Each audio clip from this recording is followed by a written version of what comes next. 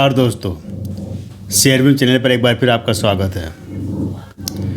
दोस्तों, आज फिर मेरे एक व्यूअर ने जानकारी मांगी है पेनी स्टॉक के ऊपर, और इसका नाम है इंडिया इन्फोटेक। ये कंपनी क्या करती है, कंपनी का बिजनेस क्या है, कंपनी के मालिक कौन है, क्या है, सारी जानकारी आपको इस वीडियो में मिलेगी। साथ ही आपको ये भी जानने को मिलेगा कि ऐसी कंपनी में इन्वेस्टमेंट करना कितना खतरनाक होता है, कितना फ़ायदेमंद होता है। आपको बता दूं कि वैसे पूरा शेयर मार्केट ही रिस्की जोन में आता है, कह सकते कि वहाँ पर कोई भी कंपनी ये नहीं कह सकती कि उसमें आप इन्वेस्टमेंट करोगे तो आपको पैसा नहीं डूबेगा।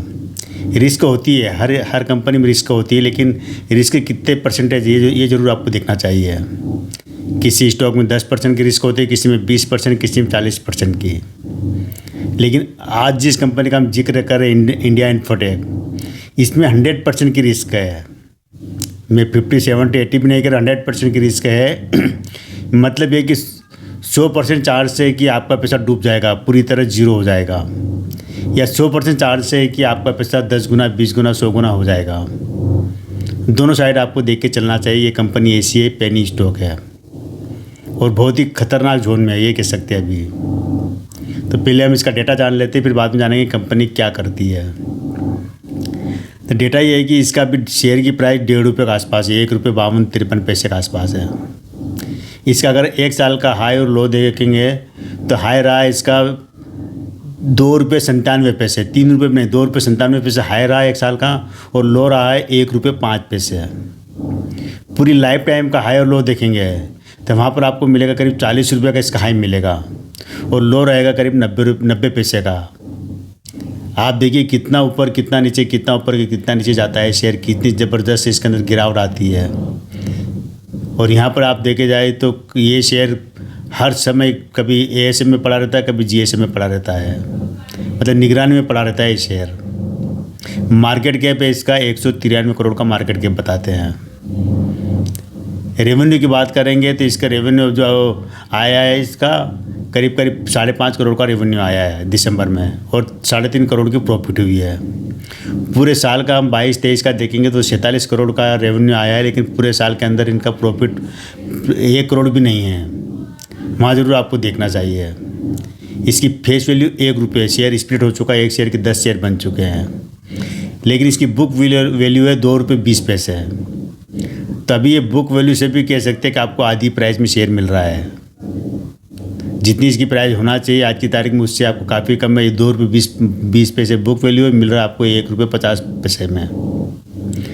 और इस कंपनी ने जब से स्थापित तब से न डिविडेंड दिया न बोनस दिया है, केवल शेयर स्प्लिट हुआ है। 2008 से कंपनी काम कर रही है। 2011 में कंपनी पब्लिक लिमिटेड बनी, और उसके बाद में 12 के आसपास ये शेयर मार्केट में लिस्ट भी हुई है। लिस्ट होने के बाद से कंपनी ने आज तक अपने निवेशकों को कोई खास नहीं दिया है। इसके मालिकों ने एक बार जरूर राइट्स इशू लाए थे। राइट्स इशू अभी 2024 मतलब 24 में आया था राइट्स इशू। तब इन्होंने 41 करोड़ रुपये मार्केट से उठाए थे। अपने शेयर बेच के प्रमोटर ने अपने शेयर होल्डिंग बेची थी और 41 करोड़ रुपये उठाए थे। तो ये कंपनी के जो मालिक के पास हमेशा कह सकते हैं कि धन का संकट रहा है। कंपनी के ऊपर कर्जा कह सकते हैं अभी बहुत कर्ज मुक्त कंपनी की श्रेणी में आ गई है। 1 रुपये के मुकाबले केवल 26 पैसे कर्ज चुकाना है। रिटर्न ऑफ इक्विटी वगैरह देखे जाए तो वो बहुत कम है, उसके कोई मतलब ना माने तो ही अच्छा है। कहने का मतलब ये कि मालिक के ना यहाँ पर जो होल्डिंग की बात करेंगे, आप होल्डिंग आश्चर्य करोगे कि इसके अंदर मालिक ने लगातार अपनी होल्डिंग बेचते और अब मालिक के पास मात्र 3.5% होल्डिंग रह गई है, और 96% होल्डिंग पब्लिक के पास आ गई। यहाँ पर एफआईआईज ने अपनी होल्डिंग बेच दी। एफआईआईज के पास कोई होल्डिंग नहीं है। डीआईएस में बड़े इंस्टीट्यूशनल होल्डिंग है, जो म्यूचुअल फंड वगैरह उन्होंने अपनी होल्डिंग काट दी इसके अंदर, मतलब किसी बड़े उसने होल्डिंग रखी नहीं। अब ले दे के बच्चे पब्लिक के पास 96% होल्डिंग है। इस पब्लिक के अंदर आम रिटेलर भी आ जाते हैं, आप और हम जैसे भी आ जाते हैं, और इसके अंदर ऑपरेटर भी घुस रहते हैं, पब्लिक में रहते हैं। वही इस शेयर को चला रहे हैं, उठा रहे हैं, गिरा रहे हैं, ये वही कर रहे हैं। जब भी इसके शेयर को 2 रुपये 3 रुपये तक ले जाएंगे, वापस गिरा के नीचे ले आएंगे। और ये शेयर ज़्यादातर आपको नॉर्मल ट्रेडिंग करता कम ही नज़र आएगा। सर्किट टू सर्किट ही चलता है, कभी अपर सर्किट में रहेगा तो कभी लोअर सर्किट में। बीच में अपर सर्किट चलाता है, ये 3 रुपये तक पहुँचा था आराम से। लोग सोचेंगे कि 5 रुपये 10 रुपये निकलेगा, लेकिन वहीं से वापस गिरते गिरते वापस से लोअर सर्किट पकड़ लिया, और लोअर सर्किट पकड़ के अभी ये 1.5 रुपये पर आ गया। और यहाँ से अगर कह सकते कि वापस से अगर ये अपर सर्किट पकड़ता है तो ये वापस 3 रुपये तक जाएगा या 2 रुपये तक जाएगा, ये भविष्य की बात है कहाँ तक जाएगा। लेकिन ये अपर सर्किट पकड़ेगा, लेकिन आपको वो जगह तलाश नहीं कि कहाँ पे आपको निकलना है। आप जरा सा चूके उस निकलने के वापस से लोअर सर्किट में आ जाएगा।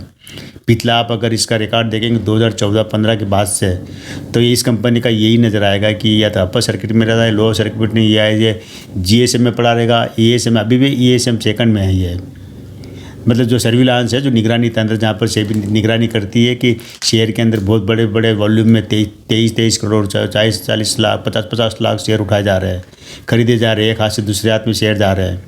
तो ऐसे पेनी स्टॉक में सेबी की नज़र रहती है कि कौन यहाँ पर इतना पैसा डाल रहा है। एक दिन में 25 अभी देखो 35 40 लाख का वॉल्यूम बन रहा है। तो पैसा कौन डाल रहा है, कहाँ से आ रहा है पैसा इसमें, इस पेनी स्टॉक में। तो ये निगरानी में पड़ा रहता है। तो ये ज़रूर आपको ध्यान रखना है कि मैंने कहा था ना कि ये इसी कंपनी जहाँ पर कि 100% रिस्क होते, 100% रिस्क है कि किसी भी दिन कंपनी इस शेयर के ऊपर बैन लगा दे। टेम्प्रेरी बैन लगाए, परमानेंट बैन लगाए, डिलीट करे, सेम टेम्प्रेरी डिलीट करे, से भी कुछ भी कर सकता है। बहुत ज़्यादा अगर लगता है कि यहाँ पर रिटेल निवेशकों को या आम निवेशकों को बर्बाद किया जा रहा है, लूटा जा रहा है, तो वहाँ पर ऐसी एक्शन से भी ले सकता है। अब ये कंपनी की हम आ जाती है, इतनी बात के बाद आपको ये भी जानना जरूर चाहिए कि कंपनी करती क्या है। नाम से बहुत बड़ा नाम लगता है, क्योंकि जब इस IT सेक्टर की कंपनियां, कई कंपनियां हैं और निवेशकों को पहली पसंद होती है IT सेक्टर। जब से इन्फोसिस है, TCS है, विप्रो है, इसी कंपनियों ने अपने लोगों को माला माल किया है। तो उसके बाद से ऐसी हज़ारों कंपनियां आ गई जो IT सेक्टर की रही है। तो ये भी IT सेक्टर की कंपनी इंडिया इन्फोटेक की सर्विस प्रदाता कंपनी, सर्विस देती है, सर्विस सॉफ्टवेयर की सर्विस देती है और इंटरनेट वगैरह इनकी सर्विस देती है कंपनी। अब ये कंपनी करती क्या है, मेन बात ये है। तो एक चीज़ देखिए कि आप किसी भी अगर कॉर्पोरेट दफ्तर में जाते हो, किसी बड़े हॉस्पिटल में जाते हो, कहीं भी जाते हो, तो वहाँ पर क्या होता है कि जब आप एंट्री करते हैं तो एंट्री से पहले आपका क्या होता है कि एक कार्ड आपके गले में डाल दिया जाता है, जो कार्ड होता है जिसके अंदर मतलब विजिटर कार्ड जो होता है, जिसमें किसी का नाम नहीं होता, लेकिन वो कार्ड मास्टर कार्ड की तरह होता था। जैसे आप एंटर करते गेट अपने आप खुल जाता है और अपने आप बंद हो जाता है। यानी अगर वो कार्ड आप छोड़ दिया, आप भूल देंगे, तो आप एंट्री नहीं कर पाओगे अंदर या बाहर नहीं निकल पाओगे। वो कार्ड के अंदर से कार्ड है, अपने आप को वो सेंसर द्वारा कनेक्ट होता है, सॉफ्टवेयर द्वारा, और दरवाज़ा खुल जाता है। इसी तरह आप कई दफ्तरों में देखेंगे वहाँ पर आपको फिंगरप्रिंट से वो होती है, अटेंडेंस होती है कि कर्मचारी आया, कितने बजे आया, क्या आया, सारा वहाँ पर फिंगर टच करो, उसके अंदर आपकी अपने आप अटेंडेंस दर्ज हो जाती है। वो काम कंपनी करती है। इसके अलावा ये कंपनी करती है जो कि मतलब जितने भी जो ऑफिसों में जो काम होते हैं, जैसे पेमेंट करना, किसी को बाहर वाले पेमेंट करना वगैरह, ये होता है जो डेली बेसिस पर काम करते हैं, वो पेरोल पे जो काम करते हैं, तो उनके लिए पेमेंट, तो उनके क्या है कि हाजिरी वगैरह सब टाइम टू टाइम जो मतलब घंटे के हिसाब से काम करते हैं, दिन के हिसाब से, तो उनके कितने बजे आए, कितने बजे गए, सारा वो कार्ड से हो जाता है, अपने आप ही मतलब होता है। ये काम कंपनी करती है, जो कि आपको हर ऑफिस में मिलाएंगे। हर कर्मचारी के पास जैसे कार्ड होते हैं जिसके द्वारा एंट्री कर दी जाती है, उसका नाम होता है। विजिटर के लिए कार्ड होते हैं। इसके अलावा फिंगरप्रिंट द्वारा अटेंडेंस होती है। मतलब कैसे कि सब चीज़ जो पहले हाथ से की जाती थी पहले, अब सब क्या होती है कि डिजिटल रूप में हो जाती है। वहाँ पर क्या होता है, कंपनी को पैसा बचता है कि उनको ऐसा कर्मचारी नहीं रखना पड़ते इसके लिए। और एक बार अगर सिस्टम लगा दिया तो उसके बाद में सिस्टम कई सालों तक की सर्विस भी देती है, उसको ठीक करने की, सुधारने की, जो भी मेंटेनेंस करना होगा वो देती है। यानी कि कह सकते हैं कि काम बहुत अच्छा है, काम कभी बंद नहीं होगा, काम चलने वाला। लेकिन ऐसा काम और भी कई कंपनियां करती है। आपको ये बता दो, कई कंपनियां करती है, इस तरह सर्विस देती है। बड़े बड़े कॉर्पोरेट घरानों, बड़े बड़े मॉल है, यहाँ पर जितनी भी जगह आप एंट्री और एग्जिट पॉइंट होता है, अटेंडेंस होती है, पेमेंट करना होता है। बल्क में मान लो कि कंपनी बॉम्बे में और बाहर काम चल रहा है, बल्क में पेमेंट करना होता है वगैरह डेली। तो ये सारा जो पेमेंट क्या कि अटेंडेंस वगैरह जब से ऑनलाइन दर्ज होती है।